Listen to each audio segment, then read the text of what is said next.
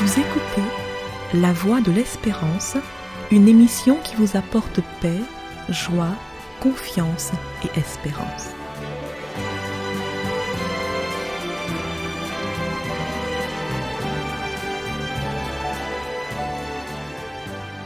Bonjour la Guyane et bonjour à tous depuis la Guyane. Faites la paix en vous-même.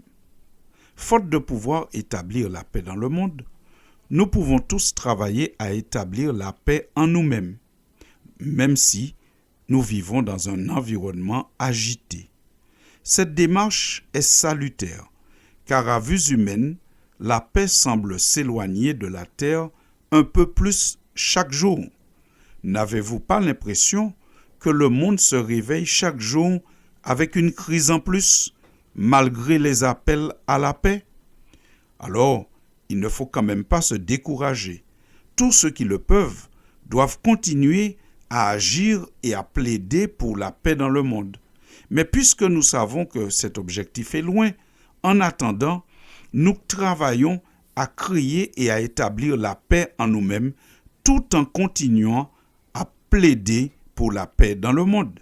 Les chrétiens prennent une part active à cette action. Les chrétiens vont toujours plaider pour la paix autour d'eux, la paix dans le monde. Ils le font en priant. D'ailleurs, c'est une exigence biblique, puisque l'apôtre Paul a écrit dans sa première lettre à Timothée, au chapitre 2, ce qui suit. « J'exhorte donc, avant toute chose, à faire des prières, des supplications, des requêtes, des actions de grâce pour tous les hommes, pour les rois, et pour tous ceux qui sont élevés en dignité, afin que nous menions une vie paisible et tranquille en toute piété et honnêteté. » Fin de citation. L'apôtre dit donc que les chrétiens doivent prier, seuls ou en réunion, pour la paix.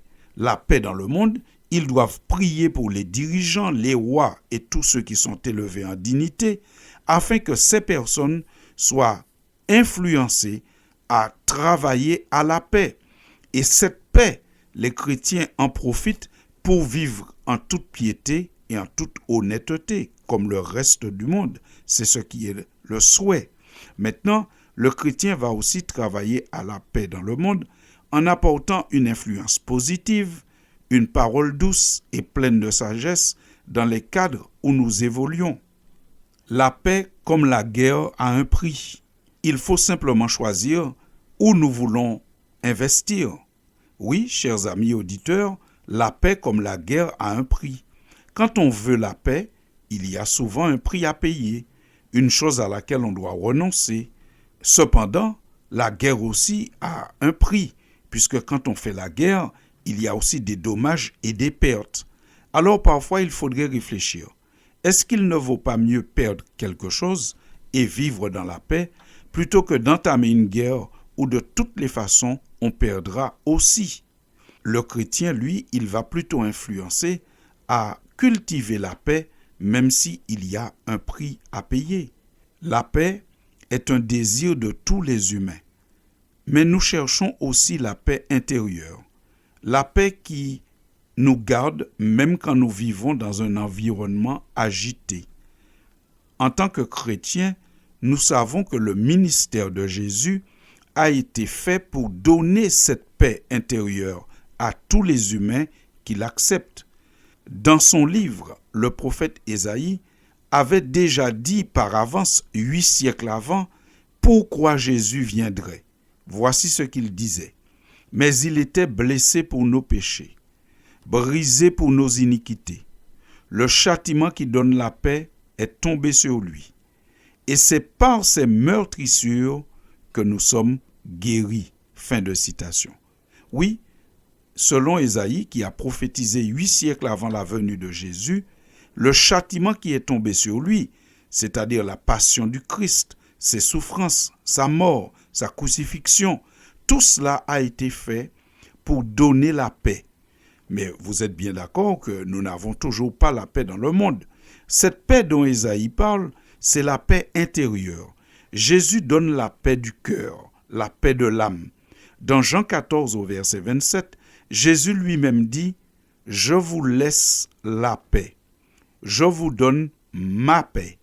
Je ne vous donne pas comme le monde donne. Que votre cœur ne se trouble point et ne s'alarme point. » Fin de citation. En méditant sur ces paroles du Christ, nous comprenons que la paix que Jésus donne, c'est un cœur apaisé, un cœur tranquille, un cœur qui ne s'alarme pas. Cette paix que Dieu donne, elle n'est pas à l'extérieur de l'homme, elle est à l'intérieur, et c'est une paix en toutes circonstances. C'est d'ailleurs ce que l'apôtre Paul reconnaît quand il écrit dans sa deuxième lettre aux Thessaloniciens et au chapitre 3, que le Seigneur de la paix vous donne lui-même la paix en tout temps, de toute manière. Que le Seigneur soit avec vous tous. Fin de citation. C'est ainsi que l'apôtre saluait les chrétiens de l'époque en leur souhaitant d'avoir la paix en tout temps qui vient du Seigneur de la paix. Dieu est celui qui peut nous permettre de vivre avec des problèmes autour de nous, mais en gardant la paix et la sérénité. Quelles sont les raisons de cette paix? On a la paix intérieure grâce au fait que nous avons l'assurance que nos péchés confessés sont pardonnés. On n'est pas dominé, rongé par un sentiment de culpabilité. Après avoir été au Seigneur et confessé le mal qu'il reconnaît qu'il a fait, l'être humain obtient une paix intérieure, la paix de la grâce. Nous avons aussi cette paix intérieure à cause d'une espérance solide. Cette espérance, c'est l'avènement du temps de la paix lorsque Jésus reviendra. Dans le livre du prophète Ésaïe, nous lisons encore « Ainsi en est-il de ma parole, qui sort de ma bouche. Elle ne retourne point à moi sans effet, sans avoir exécuté ma volonté et accompli mes desseins. » Nous sommes d'accord que ce que nous venons de citer vient de Dieu.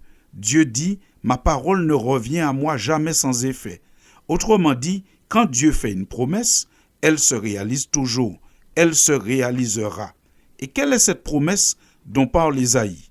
Nous sommes maintenant au chapitre 55 et au verset 12, et nous poursuivons la lecture. « Oui, vous sortirez avec joie, et vous serez conduits en paix. Les montagnes et les collines éclateront d'allégresse devant vous, et tous les arbres de la campagne battront des mains. Au lieu de l'épine s'élèvera le cyprès, au lieu de la ronce croîtra le myrte, et ce sera pour l'Éternel une gloire, un monument perpétuel, impérissable. » Fin de citation.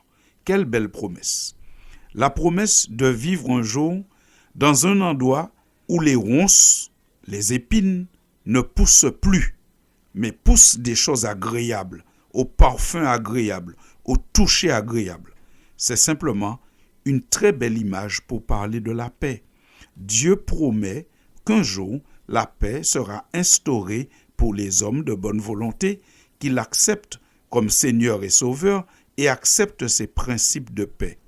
Alors, chers amis auditeurs, nous souhaitons à tous d'avoir la paix intérieure. La paix intérieure que donne la grâce et le pardon du Seigneur. La paix intérieure que donne l'assurance de la présence de Dieu aux côtés de ceux qui le cherchent, et la paix intérieure que donne cette espérance, l'espérance du jour où les ronces ne pousseront plus, les épines ne seront plus, mais il n'y aura que des plantes au toucher et aux odeurs agréables, ce qui sera un monde de paix magnifiquement illustré par cette parole du Seigneur. En attendant ce jour, travaillons tous à la paix intérieure. Et je vous dis à très bientôt pour une prochaine chronique. Merci pour votre écoute. C'était La Voix de l'Espérance, une émission préparée par l'Église adventiste du 7e jour. Si vous désirez avoir une copie de la causerie d'aujourd'hui, demandez-la. Elle vous sera donnée gracieusement. Écrivez à La Voix de l'Espérance, boîte postale 169 97 324, Cayenne, CEDEX. ou téléphonez au 0594 25 64 26. Merci chers auditeurs et à bientôt.